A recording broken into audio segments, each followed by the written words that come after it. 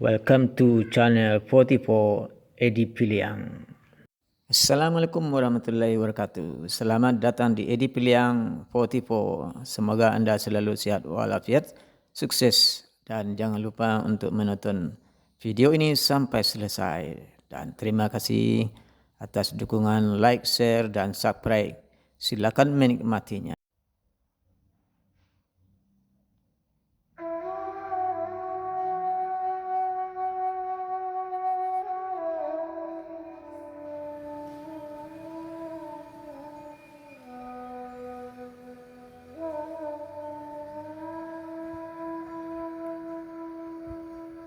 Assalamualaikum warahmatullahi wabarakatuh. Nah, sekarang kita berada di Lorong Batong Panjang. Batong Panjang nah dari Sungai Batang. Nah, kini ko buat mencari itu kira 2 atau 3 rumah gadang yang boleh dikatakan cuma itu yang tinggal. Nah, dari sana mari awak cari dari sana. Batong Panjangku negarinya yo agak rapid di sana. Tuh ada nampak masjid di sana, Batong Panjang. Waduh, rumah gadang.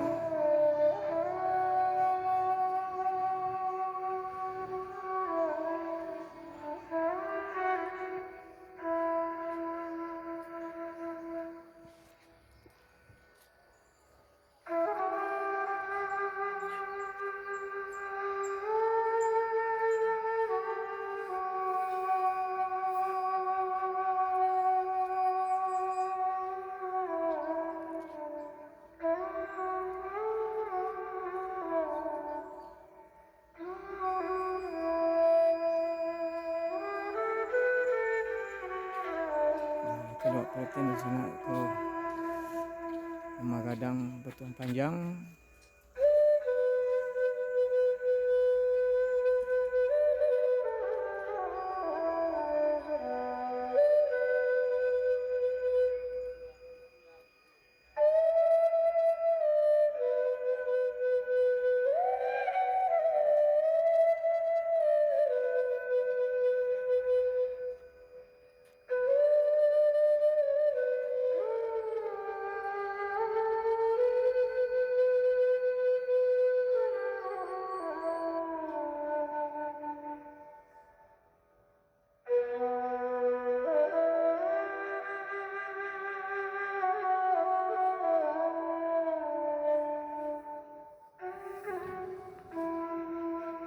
Kemudian sana rumah gadang yang ada di Batong Panjang ada yo. Kampung Tengah. Di Kampung Tengah aku lebih kurang ada rumah gadangnya mungkin 3 atau 2 lah, hampir lah banyak. Jadi agak kurang terawat berhubung karena kayu-kayunya lumayan lah kuat. No, rata-rata usia dari bangunanku memang rata-rata lah di atas 150 tahun. Mungkin kalau awak lihat tandonya dari bubuk-bubuk kayu yang ada tambah pula dengan tuan rumah yang ada mengisi ko. Inilah kemudian sana kira-kira awak lihat gambarannya. Di atasnya nampak empik gonjong. Ya, atas empik gonjong tu ada relief seperti ada gambar burung. Itulah di sana. Untuk lebih lanjutnya mungkin informasi awak cari. Nah, di sana kira-kira ada tuan rumah. Assalamualaikum dah. Salam. Li sihat dah. Alhamdulillah. Batanya mbak sudah nama muda sudah. Taufik. Apa nyogala dah? Oh, Sidi Marajo. Sidi Marajo. Pak Sidi. Pak Sidi kan tinggal di Siko. Lama tinggal di Siko Pak Sidi? Lama 7 tahun 8 tahun lah Siko. Pak Sidi, ikut kan rumah gadang ya dak? Tentu wak rawat ya dak? Ya. Dia nyelalak buat. Kira-kira perasaan Pak Sidi Marajo tinggal di rumah gadang wak Pak?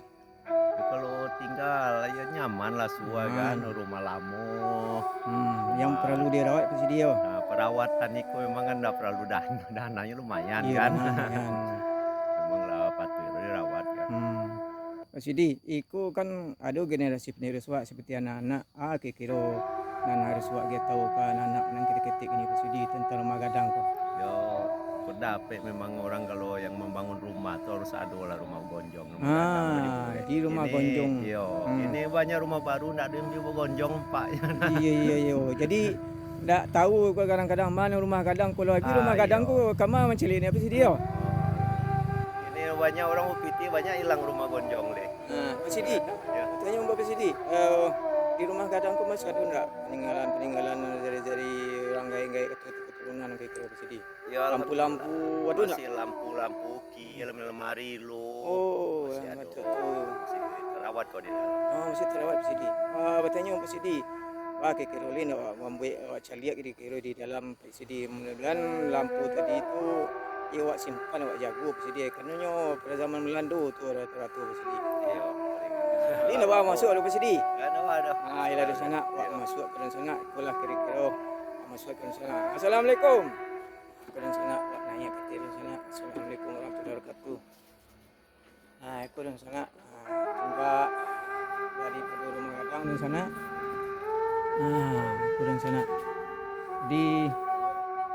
Di rumah gadang yang kini ku peninggalan sebenarnya warisan nenek moyang di sana.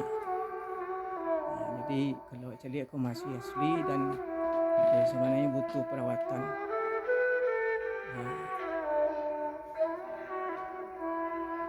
Iku banyak yang diperjualbelikan. Jadi kalau dapat sebagai tuan rumah tetap memeliharanya.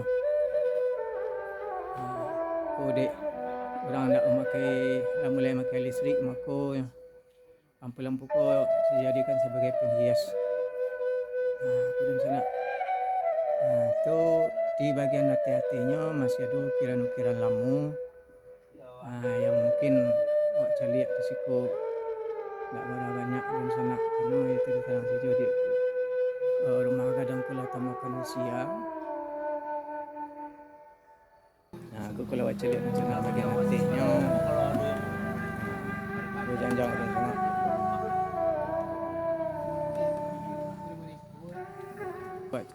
Ni kalau kita lihat bagian bawahnya dan sana karena tertanam saja rumah gadangnya tidak terlalu apur kadang.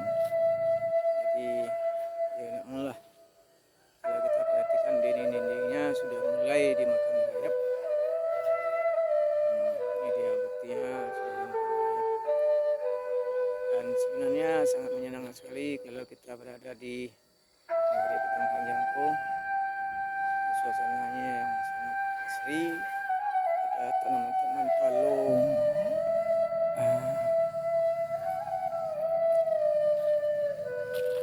di sana.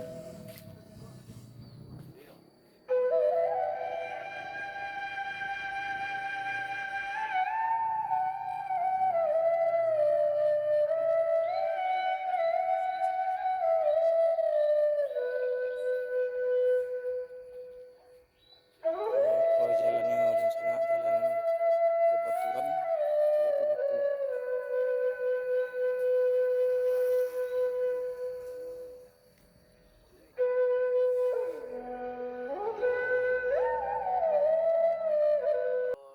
Di Batu Panjang kok. Raso agak tua lagi banyak. Kalau mereka udah ada. Lampu mulai dia